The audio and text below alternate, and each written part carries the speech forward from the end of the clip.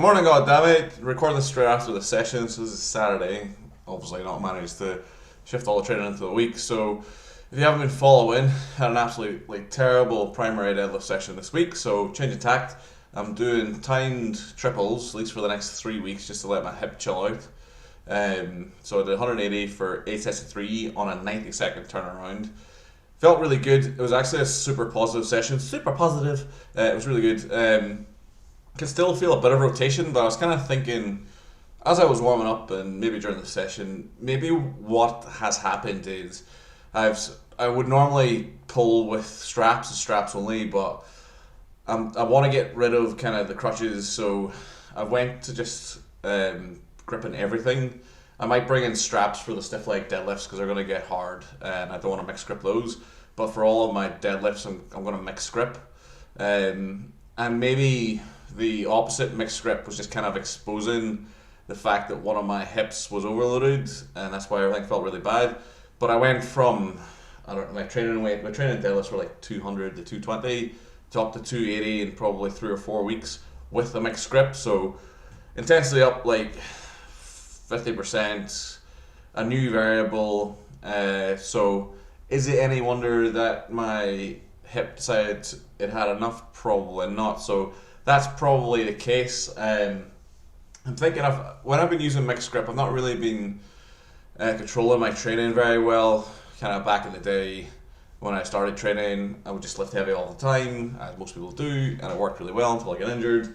And then since then, I would normally just deadlift with straps and then drop straps and go mixed grip coming into competition, and I find that was a really good way of managing my deadlift load and not exposing the hip or overloading it.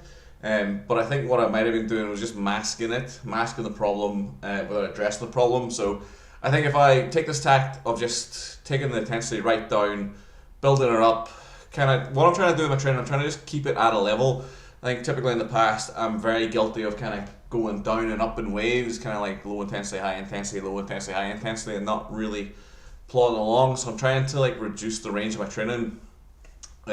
Obviously I've had to come way down in intensity just because my hip's aggravated, but as soon as that starts feeling better, I'll start ramping it again. But I'm not going to ramp the silly weights. So I think the 8x3 on a turnaround, I'll just increase the turnaround as the weight gets heavier, will be really useful. The stiff leg deadlifts are really exposing my hamstrings and my glutes and my back to kind of training things. This is kind of stuff I'm kind of guilty of not really doing enough of this sort of stuff. Like, I'm very good at doing squats, I'm very good at doing presses, I'm very good at doing pulls.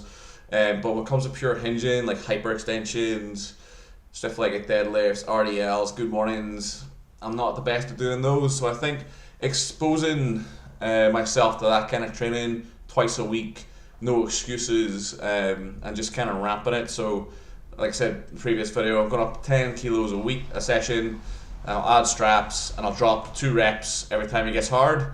I don't really want to bring this lift below 6, so if I get to the point where I'm using straps and I'm up to a weight that's hard for 6, I'll probably wave down to 12s again and just kind of cycle it like that. But certainly a much more positive session. Hoping, well, we'll see. We have plenty of time left, so much better. Deadlift felt good. Felt like the extra. I just did the same setup for bench press as well, and it's something I might kind of switch to. I'll kind of sit on it, but this session I think definitely for bench press, I'll keep doing the turnaround. It's just more practice on rack and holding, because that's where the problem comes with bench. Is not off the chest. It's, as I said previously, it's kind of like a lockout, supporting the weight, and around my sticking point are kind of where my rotator cuffs are really shaking, really weak.